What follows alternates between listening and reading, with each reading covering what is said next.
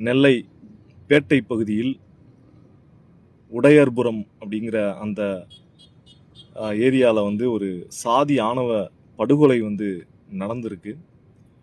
அதில் குறிப்பாக வந்து அந்த பெண் வந்து பிள்ளைமார் ஆதிக்க சாதியை சேர்ந்தவர்.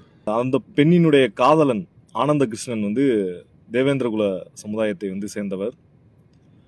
அந்த பெண்ணை வந்து ஆணவ படுகொலை செய்துள்ளார்கள். அது அப்பட்டமாக தெரிந்துள்ளது. அதாவது வந்து ஆனந்த கிருஷ்ணன் வந்து தொடர்ச்சியாக வந்து திருமணத்திற்கான அனைத்து ஏற்பாடுகளையும் செய்து கொண்டிருந்தார். பத்திரிகை வடிவமைத்துள்ளார்.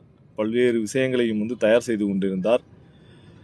அந்த தருணத்தில் வந்து திட்டமிட்டே வந்து அந்த பெண்ணை வந்து இந்த விஷயங்கள் எல்லாம் தெரிந்து அவரை கொண்டுள்ளார்கள் அப்படிங்கிறத தான் வந்து ஆனந்த கிருஷ்ணன் வந்து பதிவு செய்கிறாரு.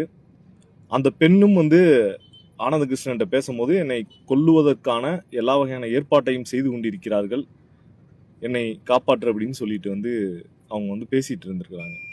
நம்ம வந்து இந்த சமுதாயத்தில் அனைவரும் மனிதர்களாகவும் சமத்துவம் பார்க்கணும்னு சொல்லிட்டு நம்ம நினைச்சிட்டு இருக்கோம். ஆனால் வந்து இவ்வளோ அநியாயமா சாதிய படுகொலைகளும் ஆணவ படுகொலைகளும் தொடர்ந்து நடந்துகிட்டு இருக்கு. குறிப்பாக வந்து ஆனந்த கிருஷ்ணனை சந்திப்பதற்காக நேற்று அந்த எழுச்சி பயணத்தினுடைய 2வது நாளில் வந்து அங்கே அவரை சந்திக்கிறதுக்கு நேர்லேயே அவங்க ஏரியாவுக்கே போயிருந்தோம். அப்போ அந்த பகுதியில் பெரும்பான்மையாக வந்து தேவேந்திரகுல இளைஞர்கள் சமுதாயம் தான் இருக்குது.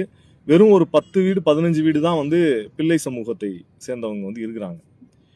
அந்த பிள்ளை சமூகத்தில் உள்ள குறிப்பாக சிவமதியினுடைய தாய்மாமன்னு சொல்லக்கூடிய பழனிங்கிறவருக்கு நிலம் கொடுத்தது தேவேந்திரகுல மக்கள் தான்.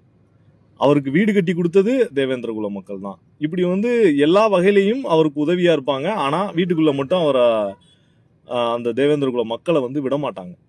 எவ்வளவு ஒரு அநியாயம்! தமிழ்நாட்டு பண்பாட்டு பெருவிழால கூட என்ன சொல்றோம்னா, சாதி மறுப்பு மனம் செய்து கொண்டவர்களுக்கு பாதுகாப்பு வழங்கணும். இந்த சமுதாய கட்டுமானம் எவ்வளவு வேகமா வந்து மாறிக்கிட்டு இருக்குன்றதையும் பார்க்குறோம்.